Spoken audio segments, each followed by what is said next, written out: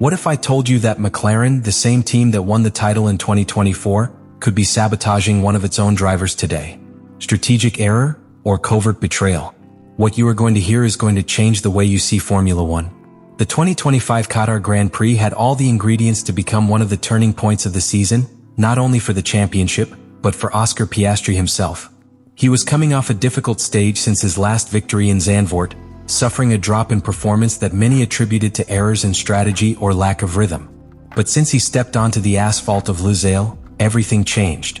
The Australian driver was not only competitive, but directly dominant. Since free practice, his times began to make a difference.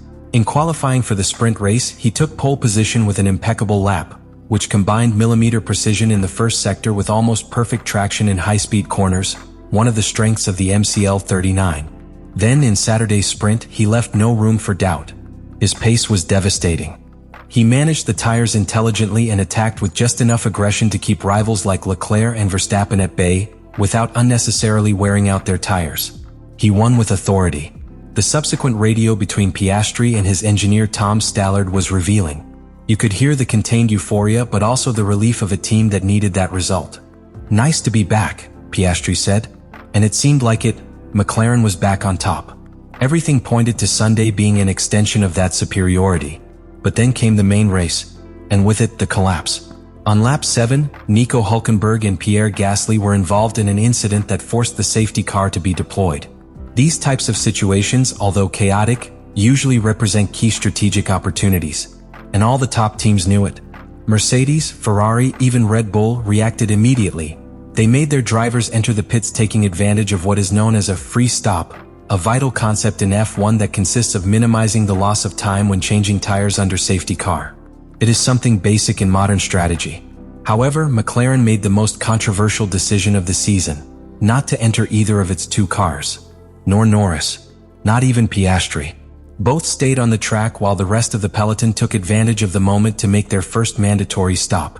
It was a move that baffled commentators, confused real-time analysts and infuriated fans.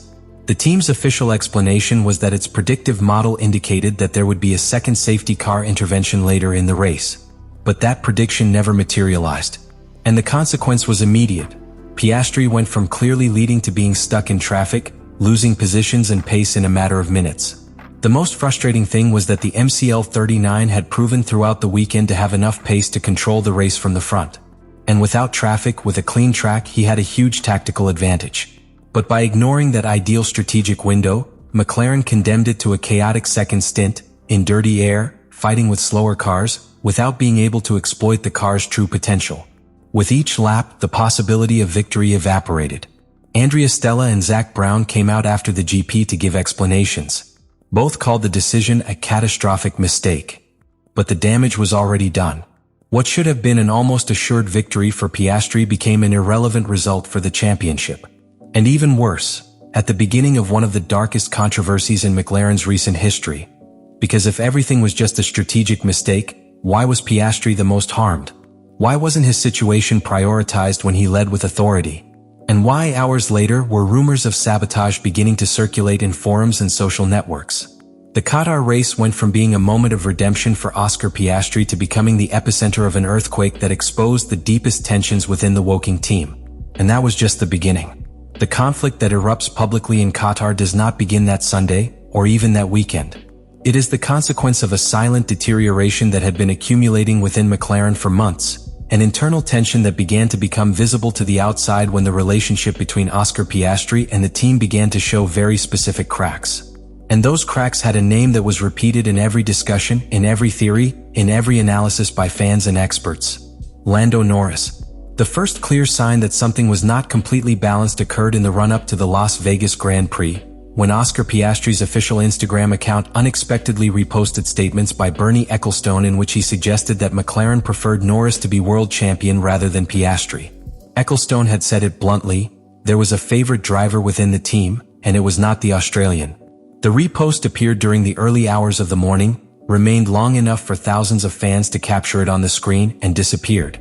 But the damage was already done.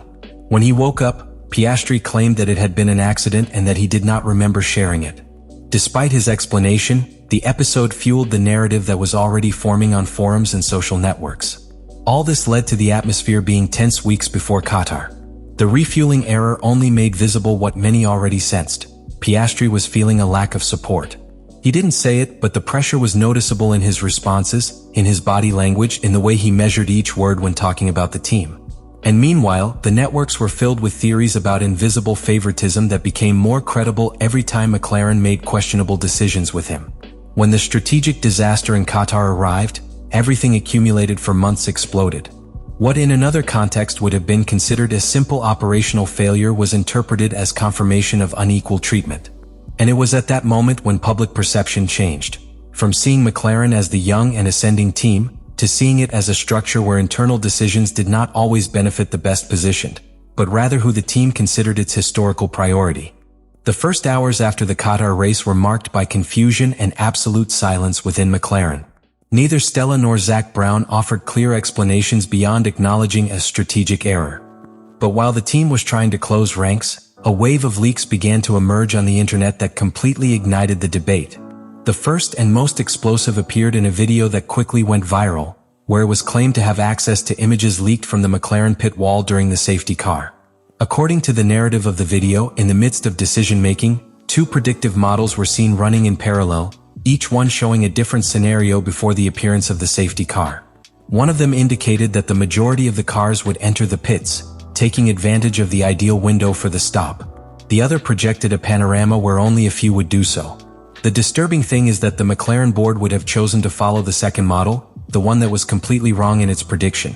But the part that really started to fuel the sabotage theory was the leak that claimed that the correct model, the one that predicted almost all drivers would stop, was being monitored by a different group within the team, not by the cell responsible for making strategic decisions during the race. This internal division aroused immediate suspicions. Why would a team as structured as McLaren have two groups operating with tools that did not synchronize with each other? And why did the core group ignore the model that turned out to be correct? The fracture between models not only left Piastri without his critical stop, it also allowed all of its direct rivals to benefit, something that further strained the public conversation.